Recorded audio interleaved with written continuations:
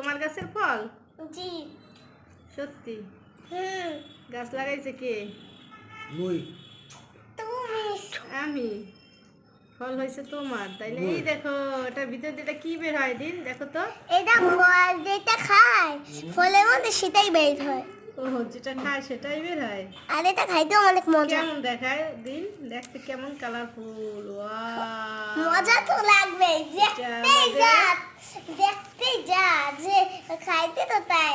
হ্যাঁ, এটা আমাদের বারান্দার গাছের ড্রাগন ফল। আজকে পারলাম, তাই না? হুম।